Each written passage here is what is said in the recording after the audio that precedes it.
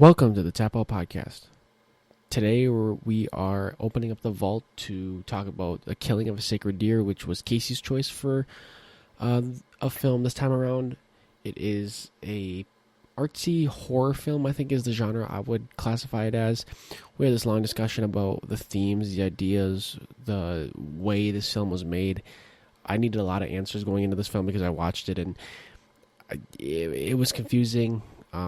The style of it was very different. It's a little bit of an underground pick. It's not. So it was nice to watch a film and be able to go into this podcast and learn some things about the film that I did not really realize in the first place. We talk about the origins, the best scenes, the best actors, the best actresses, the best performances, some of our favorite visuals. We talk about the title of the film, Killing of a Sacred Deer, what it means.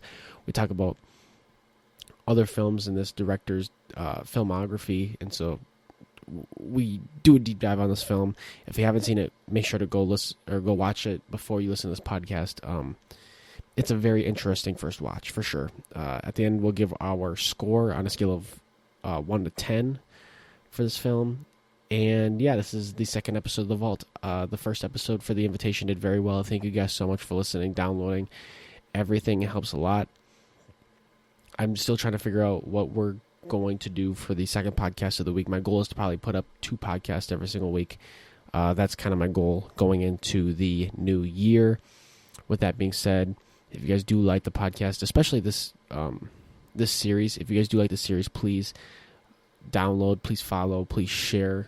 Definitely share. Helps us a lot. With that being said, I am going to let you guys listen to the podcast. Also, the new introduction music was made by my brother, Oren.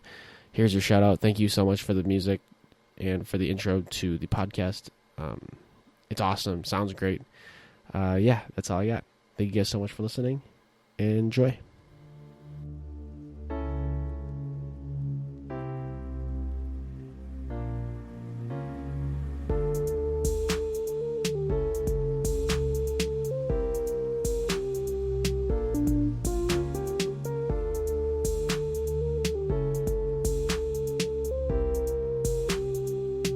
Welcome to episode 2 of The Vault. We're gonna make this a running tally.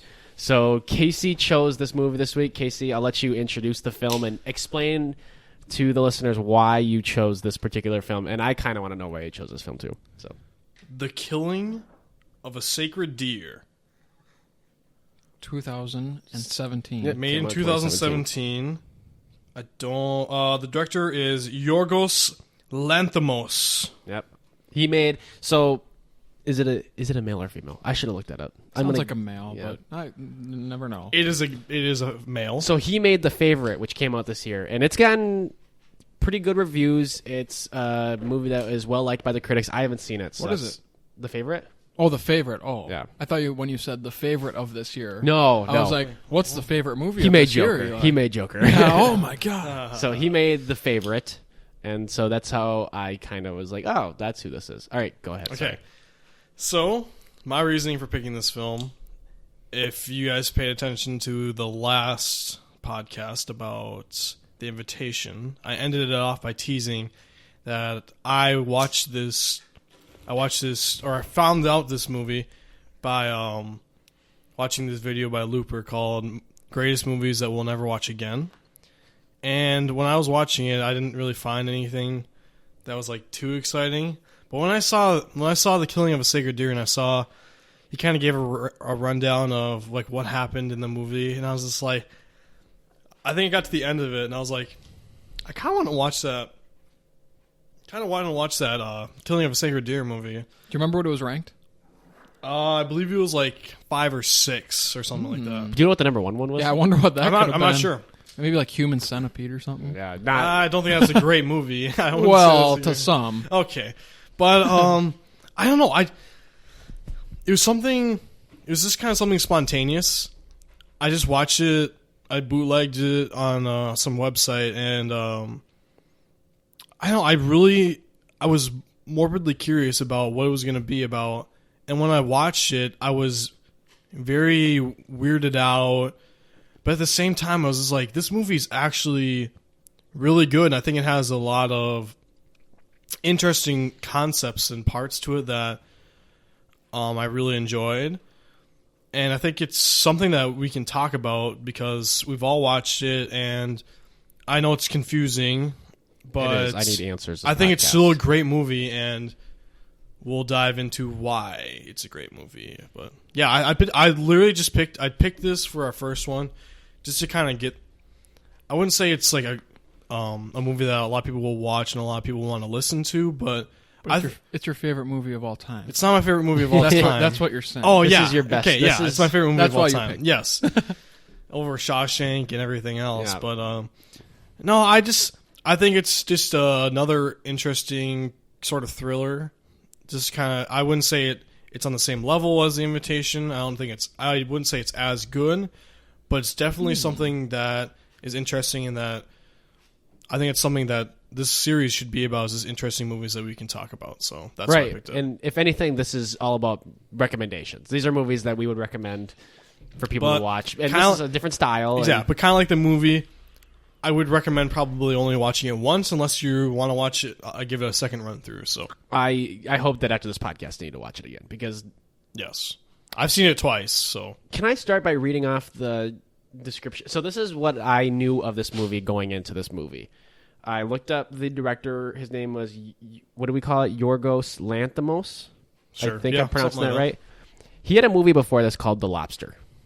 Casey, did I read you what this movie is about? Yeah, you did. Kind of. I think. A love story set in the near future where single people, according to the rules of the city, are arrested and transferred to the hotel. There they are obliged to find a matching mate in 45 days. If they fail, they are transformed into an animal and released into the woods. A desperate man escapes from the hotel to the woods where the loners live and falls in love, though it is against the rules. So that was the first. Yeah, that was not the description for The Killing of a Sacred Deer. That was for the Lobster movie. So should I read what this movie is about? Yes. So it's pretty much about how animals get turned into people. Yes, Actually, and then in this one. and then they kill a 'Cause the deer. killing and of that's the it. sequel. Yeah, And exactly. they kill a deer, and that's it. All right, Okay. podcast over. All right, see Thanks you later, for listening. guys. All right, do I have to tease, No, yeah, do I have to tease my movie? What? Do I have to tease my movie for No, you read this. This is where the bit ends. Okay. Good. Colin Farrell and Nicole Kidman star in this heart-stopping thriller about a surgeon whose family is terrorized by a depraved teenager determined to take revenge on the doctor for a fatal past mistake. You guys can laugh into the microphone. We're not laughing. We're good. So, naturally, I was interested, and the trailer is really good. So, here's my recommendation for people that are thinking about watching this movie. Don't watch the trailer.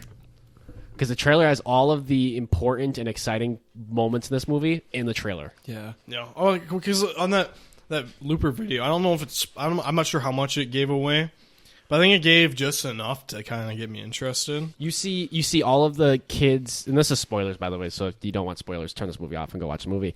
Turn But- this podcast off and go on. Okay. Anyways, this the trailer shows the kids' legs collapsing underneath them, and it shows, I can't remember if it shows the dad spinning and shooting, but it shows like a lot of this movie. It shows the majority of what happens in this movie. It shows the kid being tied up downstairs. Don't watch the trailer if you want to watch this movie. Okay. That's what I would say before we get into it. I need some explaining in this movie. Can you guys just walk through what happens in this movie, and I'll just listen? Do Because you want to do the first half or the second half, or what? I'll do the first half, I guess. I'll try to. or like a general synopsis of what. So it starts off just with this surgeon, like it's like the description talked about. Can we? He's a okay, cardiologist You're right. We surgeon. should walk through the characters. So Yes. So Stephen Stephen is the Murphy dad. Is is the played husband. by Colin Farrell. Do you know who Colin Farrell is? He's going to play the Penguin in the new Batman movie. Really? Yeah. Okay. So he's What else has he been in? Do you he's know? in Dumbo, Total Recall. He's in Fantastic Beasts. He Yep. seems like I feel like I recognize the name. I do too, yeah. But I don't really know what I recognize. Okay, him so from. can I, like, as I get to the people, you just Yep. bring them. Okay. Yep. So Steve, he is a heart surgeon. And it starts off with him and this young boy. Martin. Martin. Right? Are we talking about the one Yep. that he's not in their family? Not in the Yep, family. not the one not in the family. His name is played by Barry Keoughan. And he was in Dunkirk. Right, he's in He Dunkirk. was? I Okay. cannot stress Okay. about how much I hated that movie. Sorry, just a little side note. Just to say, I need to work on it myself. But just because the critics say it's a really good movie does He's not He's mean going to be it's in the a good Eternals as movie. well. That's Yeah, that's okay. how he's good. That's how I've So it starts off with Steve and Martin. never seen Dunkirk. So It's awful. Don't watch it. Starts off with Steve and Martin. They're kind of just like walking and talking about. Okay, say what do you need not, to say. Do you not like war movies? No, Because I really do. you didn't war like movies. 1917 either. I know. But It's just so hard to explain. Saving Private Ryan. Yes, I like that Okay, movie. that's I a like great movie. I like Hacksaw Ridge. I like Really? You Full, didn't like- Full Metal Jacket. Full Metal Jacket. Full Metal Jacket. Exactly. That would be a good Okay, one. I've only seen like the first half of it though. I'm not I can only watch, like, the discriminatory boot camp towards part. war movies. It's just Dunkirk was so overhyped and was getting 10-star ratings everywhere. I haven't that seen it. I'm not there's- gonna lie, I haven't seen it. It's so confusing. Time goes like in 4 different directions, and there's hardly any. Well, it's a Christopher Nolan movie. I know there's no conversations in the movie, and just very hard to get into. Did you like But- Fury?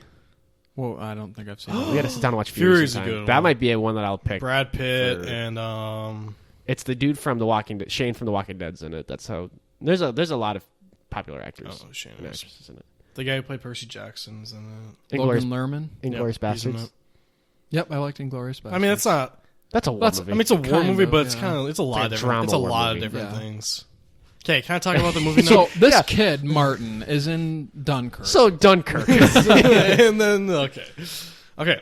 So Steve and Martin, they're kind of just like walking and talking and stuff like that, and you kind of figure out that Steve and Martin are somehow related, and they're somehow or not like There's a related like connection family wise, but between yeah, them. they have a connection. They're friends, and like Steve gives him a watch and stuff like that, and you kind of just like it's just a pretty normal film. You meet the rest of Steve's family. He has one daughter. Her name is Kim. She's played by Raffi Cassidy.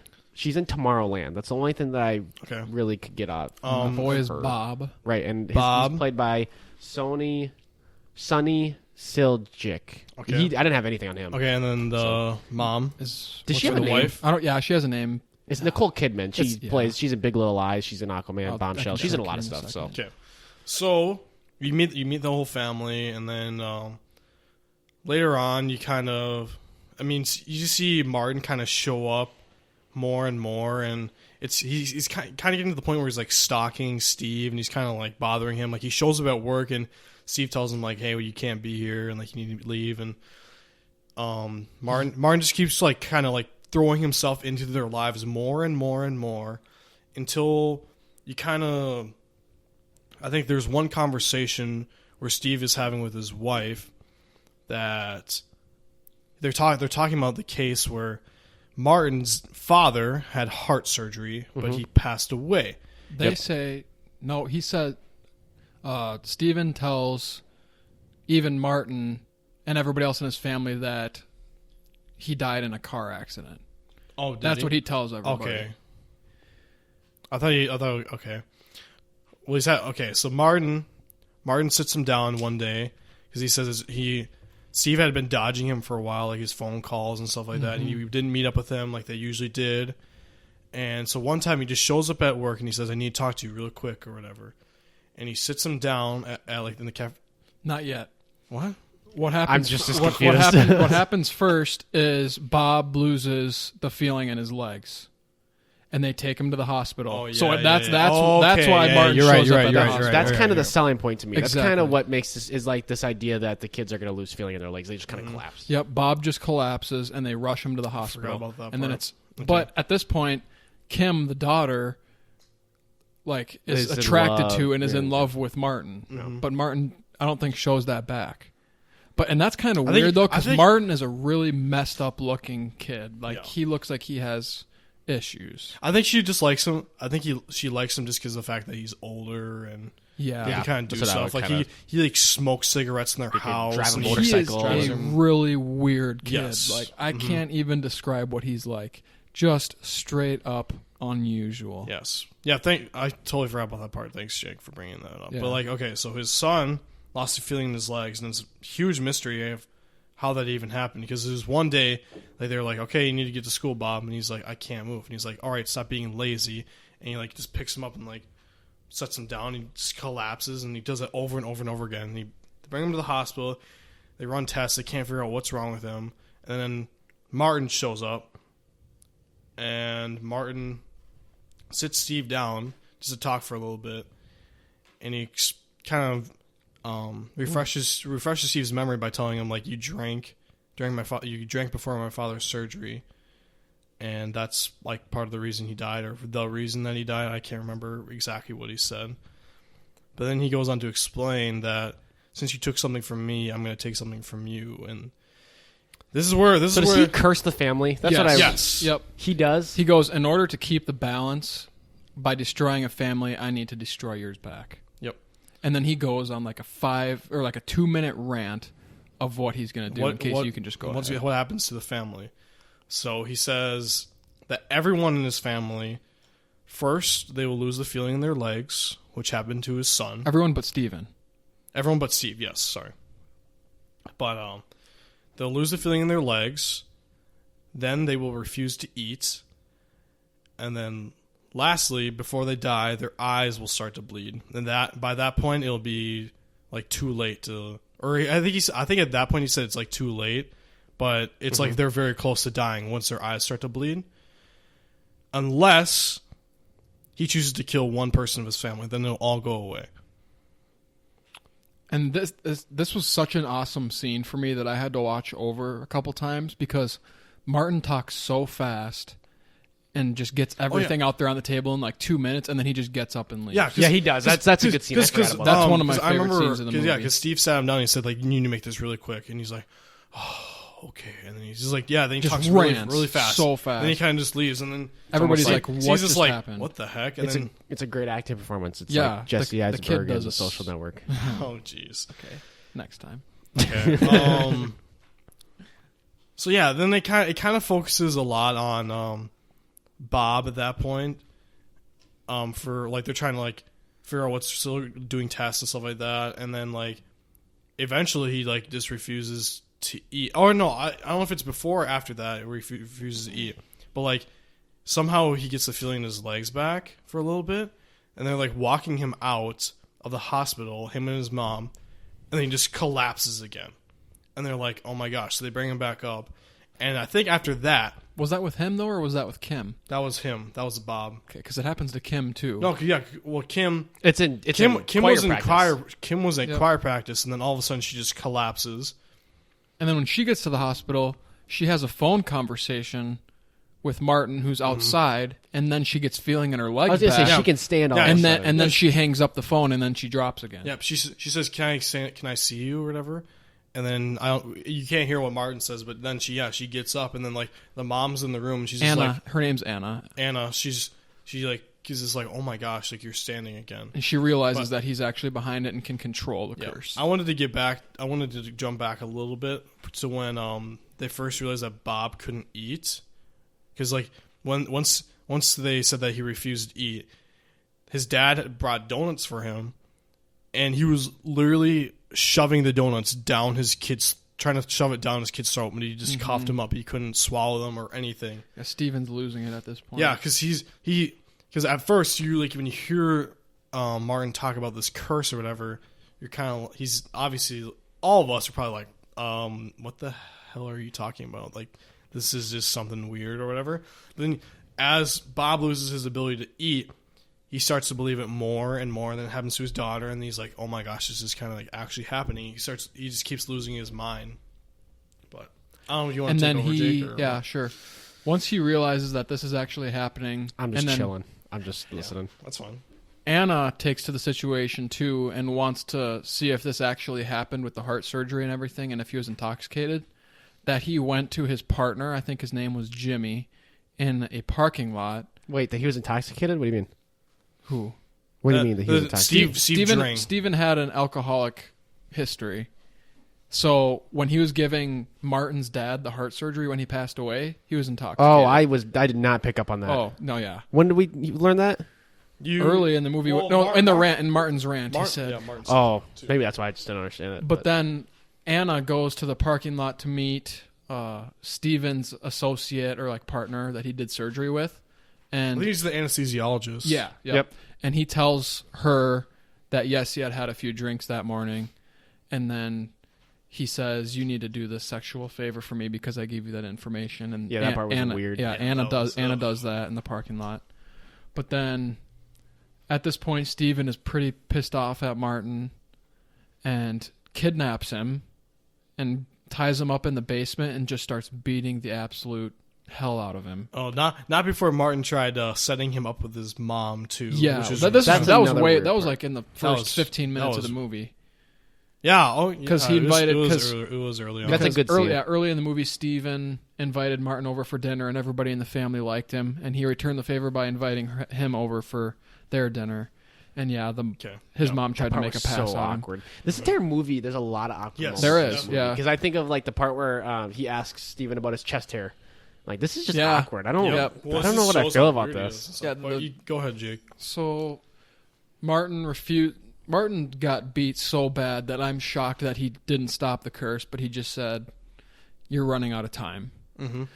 So then he just keeps him hostage down there the entire time, and eventually Bob starts bleeding out of his eyes, Oh, and then they both start bargaining to Steven, saying like, "I'm a really good kid. I have Yeah. this much potential. I've always looked up to you, Dad. I love you." They And then the dad goes to the elementary school and asks the principal who is better academically. better student and stuff like that, Right. who behaves the best and stuff like that. But like, yeah, they start like doing chore, like they can't feel anything, but they're in wheelchairs at home and they're like wheelchair around and like they're like cleaning up stuff. And early on in the movie, Steve asked his son Bob, who has longer hair, he says, "Bob, you need to cut your hair," and he never did. But he just grabs some scissors and cuts, and he says, "Dad, look, I cut my hair finally." or And he's just whatever. crawling So through the house. they're Yeah. trying to suck up to him so that he doesn't kill them, because they all know about the curse at this point. And Anna realizes at this point that she's not losing feeling or not eating or whatever, but he could still kill her and it would still work. So she proposes that he needs to pick one of the kids because those two can always make another one. Yep. But then he's like, "All right, I've had enough." And then he says, "Everybody upstairs," or whatever. Mm-hmm. And he sits them all down. Does he tie them up? He ties them up. Yeah, before. He ties like, all of duct them tapes up them all to- to like the couch or the chair or whatever. And this is like the very ending of the movie, kind of. But he blindfolds himself. He loads a rifle and he just starts spinning. Well, he blindfolds them as well. Yeah, he blindfolds everybody, and he starts spinning with his rifle pointed outward, and the first rifle shot goes off and it misses. Yep. And then he does it again and it misses. And this is like a 5-minute scene almost. Yeah, it it's a it long feels scene. like 'Cause he's you watch taking a him long, load the gun and long time Yep. with this process. And with the third spin, he hits Bob. And Bob dies. So that's the end of that, and the curse is lifted. Kim can feel in her legs again. And then the last scene of the movie is those three go into the diner that he met with Martin for the first time, and Martin's in there, and they make eye contact. And as they walk out of the diner, they make eye contact one more time, and Kim gives him a little smirk on the way out, and that's the end of the movie. Yeah. So I don't know where to begin this discussion because There's not much of a discussion because it feels like there's a lot of questions that are asked that don't have good answers. I don't even think it's that. I think it's a movie where you just watch what happens, and then when the movie's over, that's that. Yep. So I guess we could maybe start the discussion now of who had the best performance, but I think it's important to note that Stephen Murphy, the main character, the dad, he's very strict. It's order. It's what you have to do, where you have to be at all times, and the movie kind of feels that way. Yeah. It's very unstylized, and so I think he does a very good job of portraying that. And then Martin is kind of the disturbance, kind of the change in that dynamic. And I think part of it is Steven doesn't know how to react and how to deal with something that's interfering with his orderly lifestyle. Yeah, because he's a surgeon. heart surgeon, so obviously he's very particular about what he does, and translates that into his family life as well, too. But then you start to question him when you start to learn about his alcoholic past. Exactly. And then you see him start to break. You start seeing him not act like himself. Yeah, because I kind of feel like it's because as a surgeon of someone of science, he can't explain what's going on. That's why he's like losing his mind. Not all surgeons are perfect. I mean, everybody's going to make their mistakes. Obviously, he doesn't see it that way. Right. Because especially like because then they keep doing tests over and over and over again on their children to see what's wrong. They always come back with nothing. And he like goes off on those surgeons, like the back doctors or whatever, the spinal doctors. And he's like, "You guys are terrible at your job. I would be embarrassed to be you guys right now," and stuff like that. Yeah, he's I don't know. Is that your favorite performance, or? I think Martin. I think I would go with Martin. Martin's easily mine. See, I know he's more compelling. I think. Yes, I think Martin like kind of steals the show, but you guys can talk about Martin. I'll probably talk about like Steve though. So. I think is this just how the actor is? Is this how he talks? Is this how? I don't think so. Because you've seen Dunkirk. I haven't seen. I don't think he's like that. If it's not, and he's just playing a character, like the way he talks, the way he carries himself in this film. If this is not how he just does in real life, this is a really good acting job, and he did a great job of getting into character for this. Yeah. Where Colin Farrell does a great job as Steven, I think it takes less to play Steven in this film than it does Martin. Oh yeah, it's a lot more impressive for what Martin does. I completely agree with you. Well, but you're also at the same time you're rooting for Steven, and you're rooting for the family. So yeah, I don't know. Do you want to say anything about Martin? I can't express just how weird of a character that he is. I've seen nothing like that, and it's almost appealing to see how weird he is, and you kind of like his character. Yeah, you'll cringe a lot watching this movie, just on how, like Eli said earlier, is like how awkward some scenes are and stuff like that. You'll just be sitting there, a weird look on your face, and just be like, "What the fuck is going on?" It's very blunt. Like it really is. It's like there's nothing glorifying. There's nothing fancy about this movie. No, there's nothing to analyze. Really, the screens are the walls and like almost all the shots are just white. Yep. And so there's not a lot of color in this film, and it's all just dialogue and how these characters interact with one another. It just gets straight to the point. Right. That's one thing I like. But I'll talk about. Jake and I kind of had started this discussion already, but I'll talk about what I don't really like about it towards the end, I guess. Okay. Sounds good. Yeah, we can talk about some things that we didn't I'll talk about Steve. I'll talk about Steve a little bit.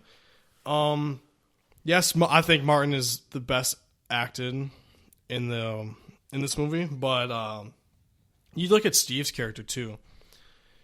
Yes, he's very strict, but I just loved watching him go from that strict doctor to just him slowly start losing his mind over this curse that's going on with his family because he can't figure out what's going on. And the eventual break. And, like, I know at one point he had, like, an emotional breakdown. Like, before he, like, went out and was going to kill one of his family members. Because, I mean, could you imagine how hard of a decision that had to have been for him? Does he cry in that scene? He does. That's the best. That's he cries really right before it, I think. Yeah. He's just in his bedroom and he's just crying. Because, like, it's something terrible. He finally realizes at that point probably the horrible thing that he did to get his family in that situation. And I don't know. I don't even know just how much his character changed throughout. But I don't know. I think it's like I can see that. Yeah. I think how Martin much it changed. Like I kind of said before, just strict guy going insane. Realization, and then kind of down from there. I think Martin has the most flair in this movie. Yes. I think Agreed. He has the most character in this film. So I'd probably say Martin, but you could really argue for either of them, and I think you could even make a small case for Kidman's character. She's weird, too, because aren't a lot of scenes her just like lying halfway off her bed just naked? Yeah, that right? There's just like twice. I think that adds happened. to it's Steven's household, and if he wants her to lay that way, she's going to lay that way. It felt very ritualistic. Like what she was doing. Even the kids, they had their moments too, especially towards the end when like they were like bargaining for their dad and stuff like that, because like they were like, it was kind of like they were going insane too. It was like, Dad, look at this. Like, I'm doing this. Like, I've always loved you, Daddy. Yeah. I'll And do the way anything. The way Pretty they much, crawl it's is crazy. that and was, scary. yeah, that was kind of weird and scary. Just a weird set of characters and roles. But yeah, I have a couple facts in this movie. Do you guys know why it's called "The Killing of a Sacred Deer"? yeah. I feel like I've read it somewhere, but I don't remember. No, I don't. There's a Greek tragedy story from Euripides. I think I'm pronouncing that right. It's called Iphigenia at Aulis.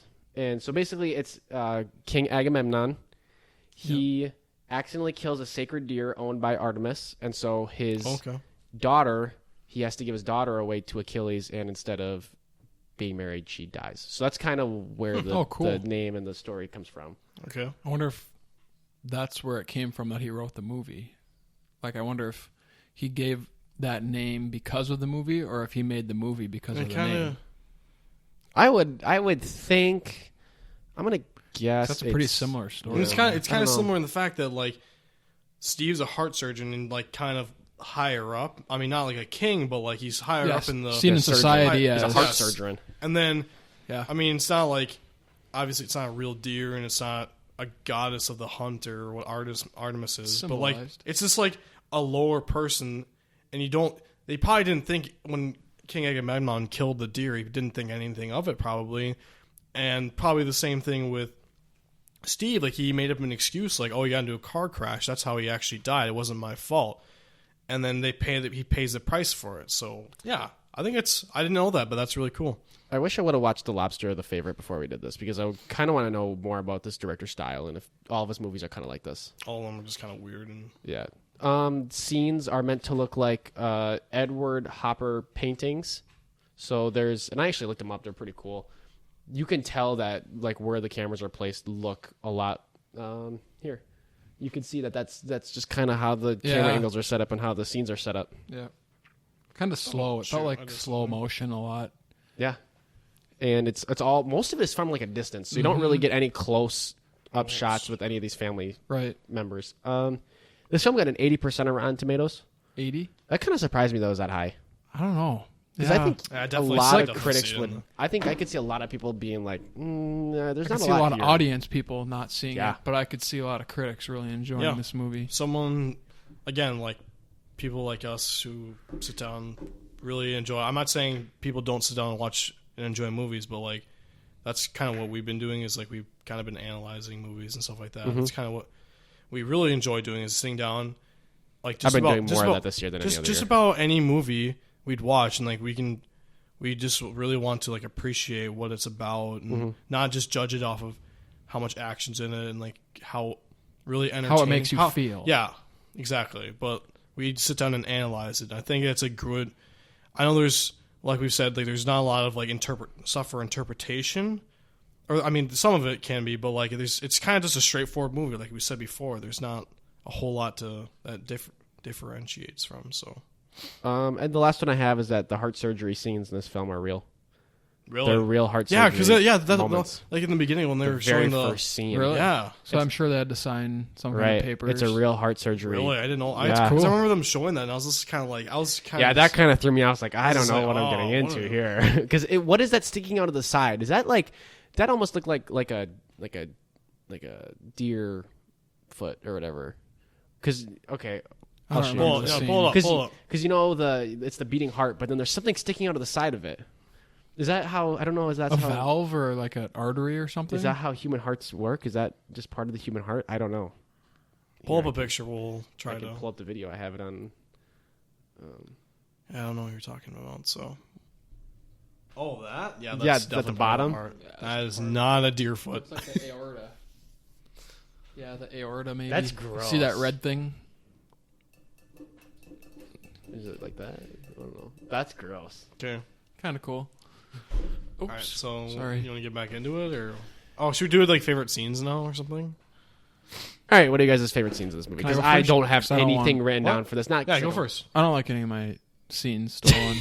You don't like any of your scenes? Is that what you stolen? I don't like them being copied from you guys. Jake. So should we? Actually, I don't want to steal yours, so I want to go first. Actually, Yeah, go. I don't have anything written down. Mine. Okay. Is I have one scene, Martin's so you rant take it. in the hospital Okay. to Steven. It's a good scene. That's good. You know that he's weird in the beginning, but you don't know that he is this weird once he goes off on his curse on the family. That's your favorite one? That or the scene where he shoots Bob. That's the one I was gonna say. There's It's another one scene of that I those have, two, but that's but- the other one. Casey? I think they kind of tie together. I mean, they definitely tie together. But definitely the first, or when Bob first loses feeling in his legs, because they're just getting ready, like an everyday sort of routine. And then Bob, they're just kind of like, where's Bob? And like, oh, I think he's still up in his room. And Steve goes up there, checks on him, and he says, Dad, I can't move. And he's just like, you're just like, what? Why? Like, what the heck is going on? Get up. And he says, yeah. he says like, come on. He's like, Bob, you need to come down. Like, Go to school. You need to go to school. And then he's like, Dad, I can't. And like, he's like, yes, you can. He like moves his legs. He like moves his legs like out. It's like you can like sit up easily. And he's like, I just can't. And he like helps him up. And then he like drops him and he falls down. And he does it again and over again. Then they rush him to the hospital.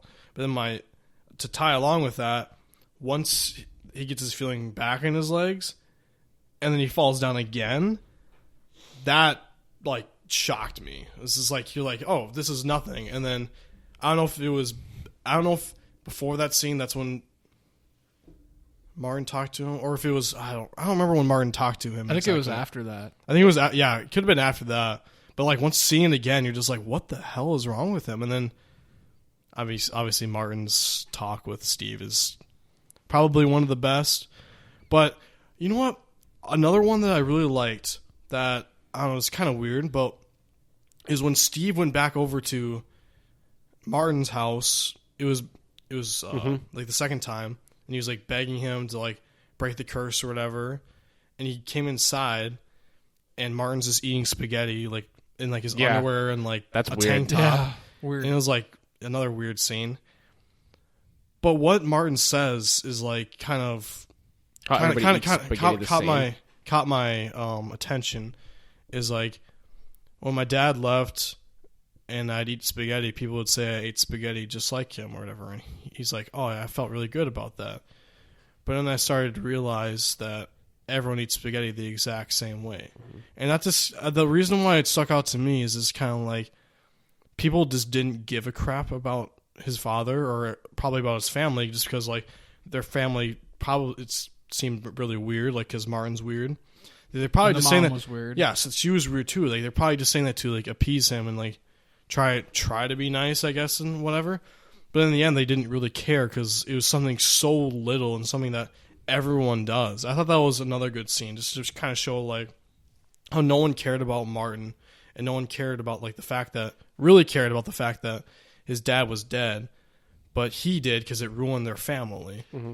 And that's like why it's kind of like his motivation, I'd say, or at least part of it, to why he's doing this to Steve and his family. What you just said there, and the way that you said that, just kind of reminded me of the Joker quote when he goes, I don't think you're listening to me right now. You asked if I'm having any thoughts or any negative thoughts, and then he said, all I have are negative thoughts.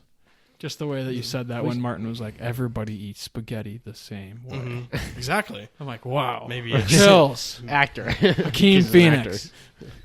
I'm Joaquin Phoenix. You are Joaquin Phoenix. I would say that when Steven kills Bob is the best part of this, or not the best part of this movie, but the best scene.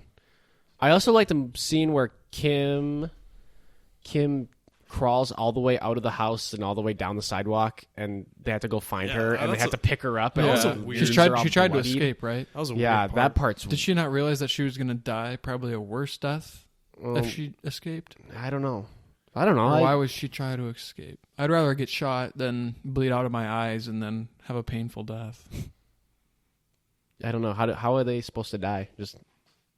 Just slow and painful? Is that? I'm sure. Oh, yeah, yeah. as painful I mean, as it you didn't can seem imagine bleeding didn't out of seem your like- eyes. I mean, they didn't seem like they were in pain, but like it was just blood coming out of their eyes. That's still really disgusting to watch. Just because I don't like stuff with like eyes Yeah, I and hate stuff eye like stuff, that. And you just see blood just start like, I mean, it's not like just like spraying out of their eyes, but it's like they're crying blood like the entire time. It's like the Billie Eilish music video. Yeah, just the sure. I don't know what that is. When she drinks it's like a blue liquid, and then her eyes just bleed blue. Sure. Kool-Aid. We'll watch that later. I also like the scene where Steven goes over to Martin's house for the first time. Mm-hmm. I think I think that scene is awkward, and I think it's supposed to be awkward because when when Martin says, stay to watch this movie, it's my favorite movie, and then like halfway in, he's like, all right, time for me to go to bed. Yeah, I was like, oh, you jerk. But then, like they just keep talking about his hands and stuff like that too. That was really weird. It was like surgeons always have really clean and nice hands or whatever. And then like I think Martin says that, and then his mom, like when she's like flirting with him, like she's like, can I see your hands? And then she just like puts his fingers like in her mouth, and then he's just like, but he doesn't know how to escape first. But he's just like he kind of lets it happen. He's like, okay, this is happening. And then he doesn't really even say anything. He just gets up and takes his coat and walks out. He's like, I think I should be going home now. Yeah. There's there's not like a ton of like insane scenes, but there's a lot of like scenes that I remember from this movie. Yeah, it'll make you uncomfortable, but I think it's still worth at least one watch. Definitely, yeah. It's well made. And really good acting too. And we're gonna kind of get. I'll say that for when we get to our picks and its and our problems with it. Any quotes or any visuals you guys want to point out in particular? Visuals probably. I think probably the ending scene kind of. When Jake explained it, like they're in the restaurant where Martin and Steve would meet up occasionally, and Martin's just at the counter, like he's just like sitting there, like kind of like staring at them, like sipping on a soda or whatever, and the family's staring at them walking out, and you definitely just feel all the tension because of what Martin did to their family, but what Steve did to his family too, and it's just kind of deadlocked of like we did like two really crazy events just happened in our families, and now we're just kind of like we're not going to do anything with each other. We're not going to see. I think when they leave, it's kind of a symbol of like, okay, the deal, like everything's done. They won't see each other ever again. Now they're gonna like understand. Now Steve and his family like will understand, like what, like kind of be more responsible and not be so all high and mighty as a surgeon, I guess too maybe. I kind of liked the scene that you just showed us of the real heart surgery going on, just because that's how the whole situation started, was based off of a heart surgery and being able to see the real beating of a heart. I thought that was pretty cool. And then I also like... It sets the tone for the movie very well, right. too. The visual of seeing Martin at a distance outside of the hospital window talking to Kim from the outside, explaining to her what happened. And then she stood up, and then when he hung up and he was gone, she fell down. I just kind of liked that long shot view of Martin from the outside. I think the way that they show this is going to sound really weird. I like the way that they show the kids collapsing I think that's the best way you could have done it. It's like from because the first time Bob's legs, no, it's when he comes out of the hospital, and it's like this top-down shot. Wasn't he running? No, it was him and his mom. They just got off like the fall. escalator. They just got off an escalator, and they were just walking, and then... I thought he started running. Up the ceiling. Like, that, and then Kim, she was just in choir practice, like on the... risers. And I think you see it kind rise. of from a distance, I think, too. You see the whole choir, whole and then you see her fall. Yeah, I think she it's fall like off the side. No, because I think it gradually zooms No, out. I think she's like she's like on I think she's in the middle side of it, but she's not like on the wayside. I think so but I think didn't it start like right on her and just slowly zoomed out more Something and like more. that. I think it was like that. I think it was very well shot. I can't remember really any. There are a lot of good shots in this movie. There's a lot. No, I mean like there's not a lot of quotes that I can remember. The spaghetti lines are good. Just the spaghetti. idea Yeah, behind it, all that spaghetti stuff, I guess would. But anything else? Not that I can think of really. No, just watch the movie if you're okay with being kind of weirded out or feeling uneasy after the movie. Should we talk about a few problems we had with the movie? There's one thing I want to bring up, but then there's also one kind of comparison I want to make with this film. Okay, so Jake and I already kind of started talking about this, and I know he already said in the last podcast we just did, is he likes things mysterious. All I wanted from the movie was one explanation, one little thing that you guys did kind of have this conversation. One explanation about how Martin could curse the family. That's all I wanted. All I wanted was like, oh, he's a weird kid and like he has some abilities or something like that. That's like all they could have said. I mean, I probably would have wanted more, but at least it was something. Because like it's just like Martin just kind of says, "Yeah, this is gonna happen to your family," and then it happens. And it's like, I still like the movie, but I just really wish I knew a little bit of something. Mm-hmm. I don't know. Yeah, I just disagree with that because they say like whatever. Martin's a wizard. He put a curse on the family. Like I don't need that. I don't need that closure. I don't know if it would have fit in with the style of the film. Exactly. I don't know it how felt you would do very it without it. mysterious enough that he was already such a weird guy. I don't want to know what's weird about him. Okay, I see it. I see that. I'm sure there's ways that they could have pulled it off. I don't know how. Yeah, see, I'm not a writer. I'm Yeah. not someone that could really think of how they should have done it. But like, I think that they should just give a little hint or something. It didn't have to be like some big like 10, 15 minute like, explanation of it, but just I don't know, something could have happened to him. I don't know, something could have happened to him like as a kid or that he had. I don't know, something. Yeah, that's the beauty of subjective. Everybody likes different things. I just like kind of the unknown, and then let my imagination do the work. Nothing wrong with that. It's still a good movie. Yeah, for sure. How do they explain to the cops that they killed Bob? That's what I've always wondered. Is like, how do you tell the cops you shot your own son like that? What if they didn't? I love that you just said that. I don't understand how. That's. I feel like they kind of just glossed over that just because they don't. I don't know. They probably didn't. They probably didn't even think about it. They're. I don't think there's any way they could explain to the. Hey, yeah, this kid put a curse on my family, and then I had to kill my son to break the curse. Which maybe if he would go to an asylum for that. If the movie ends with just him shooting Bob, I wouldn't have that problem.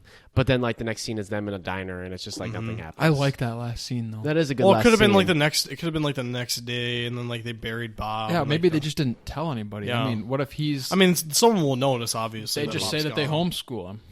I mean, could I guess you tell the school that they're going to homeschool him from now on, and eventually everybody kind of forgets.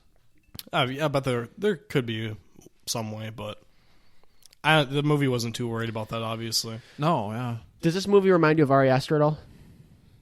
No. Yeah. In a sense, yeah. It's not shock and value the filmmaking of it, or like the cinematography, like you said, when you see him collapse from the ceiling, you get that from that's Ari Aster. You get that from Midsommar when you see the festival sign when they're going into Sweden. Mm-hmm. There are a lot of, and maybe it's just feel. Like that's how art horror is now. Is it all just kind of blends like that? Yeah, but no, he's the poster child for that now. Definitely, so kind of definitely not the shock value. Like the shock value, no, of not quite as films much. are but just more. The slower nature to it, and not as much. There's conversation. Not like a ton of action. There's not. But when it does happen, when something does happen, it's like so wow, intense. Yeah. I mean, there was. I guess.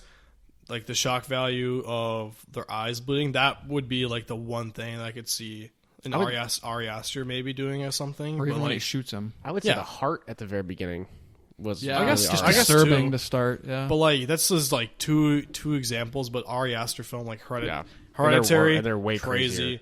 Midsommar, a lot of crazy shock value stuff there too. So I understand where you're coming from though. Yeah, it reminds me more of Midsommar than Hereditary. But yes, because I mean Hereditary. The only thing it's missing is the music. Did this movie have much music? I don't know. I kind of like the ritualistic, fancy music in Aster.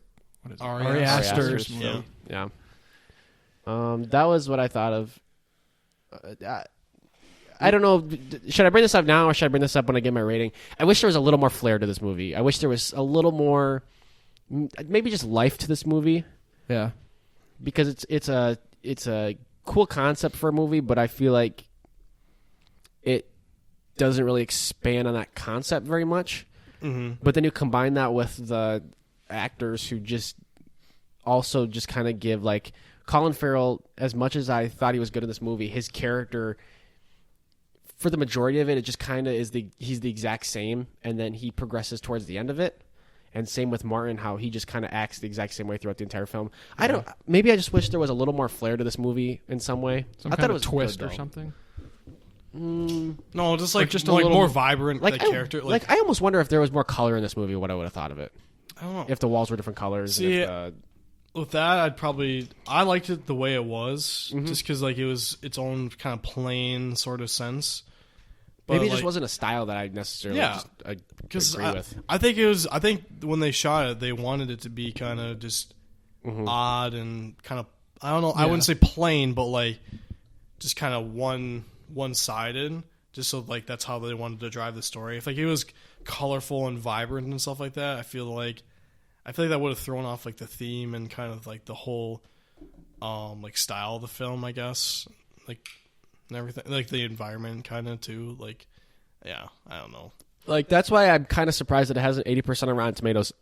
I don't want to use this word because I feel like it makes it sound like I'm harsher on this movie than I am. I thought this movie was good. It's almost like a plain movie. Yeah, it's pretty plain. There's nothing bad about that. No, I think there's movies that have done that really well. Exactly. I think this movie's pretty good, but I don't know. I wish there was something a little more that just grabbed me. A little more pizzazz. That's the word you're looking for. Yeah, pizzazz. Pizzazz, like our pizza oven over there. Yeah. Okay. All right. Okay. Ratings? Scores. Casey, do you want to go first? 8. 7.5. I'm gonna go 6.5. Ooh. But that's so my rating scale is 5. I'm indifferent. Anything above a 5, I like. Okay. So 6.5 is I like this movie. Like, it's not bad, terrible, but yeah. No, I think it's good that we're all kind of different on this one instead of the last podcast that we did. We're all the same. So yeah. But, you want to tease yours now, or are we doing? Jake? I don't care, Jake. Do you want to do yours? You want me to do mine? Are we doing mine? Yeah. What's yours? I don't even know what yours Let's is. just which one are we going to do next? Which one did I pick? You know. You got to pick yours. Okay. Do you want to do yours? Yeah, I can do mine. Okay. I might say that this might be my favorite movie of all time, but I'm not necessarily sure. It's really hard to pick a favorite movie when I've seen so many, and I like so many different genres. But for me, this movie hit all my emotions. And I don't know what year it was, but it's a little older. And it can be kind of confusing, but once you get the gist of it, it's really good. I can give you an actor, and his name is Jim Carrey, but it's not the Jim Carrey that you're used to seeing in movies, the dipshit, annoying, Dumb and Dumber Jim Carrey. He plays a serious role in this one, and he does an excellent, excellent job in it. It was made in 2004, by the way. Yeah, 2004. That's pretty old. It's got a long title, and that's all I'm going to give you. I think it was good tease. So yeah, and you should be able to figure that out. So if you want to watch the movie, if we didn't throw you off of watching this movie, give this one a watch, and then hopefully we see you next time on our next podcast, The Vault. I'm also gonna need some explaining for the next. I'm gonna watch that. It's gonna be it's gonna be a different type of discussion. Jake will be your expert. A way different genre than these are both thrillers, kind of that we've talked about. Yeah, my movie is drama, I would say. I'm trying to think of what my movie's probably like a thriller, but it's more like a tame thriller. So okay. Drama or romance or both? Both, maybe. It's a dromance. Dromance. Dromance. Never mind. It's dromance. What if it was a dramatic romantic comedy? Would it be a dramedy? And yes, if those those who know me, like a dromedary camp. Those who know me, I don't like, especially Maddie out there, if you're listening, you know I don't like those cheesy Nicholas Sparks romantic movies. If you made it through our conversation of the killing of the sacred deer, Maddie, I'm very impressed. Maddie, this one's for you. No, yeah, but not a Nicholas Sparks guy, but this drama romance definitely hit me in a different way. So I can agree. We can talk about it later on the podcast, but it's definitely an emotional movie that it'll pull on your heartstrings. So. And the acting is good. I'm excited to talk about the acting. Yeah, oh boy. I just need some. I got to be done though, or else I'm going to start talking. Yep. Okay. I need some explaining of the plot when we do that podcast. Just when we get to it, you'll probably hear a lot of Jake talking about it because he loves. I mean, I like the movie, but Jake is like the expert on it. Yeah, so. I chilled on this movie. I think I might be chilling on that movie too. We'll be joining you probably. All right. We should make some popcorn for it. So you just sit back Peace out, everybody. Yeah. Thanks for listening. Yep. Bye.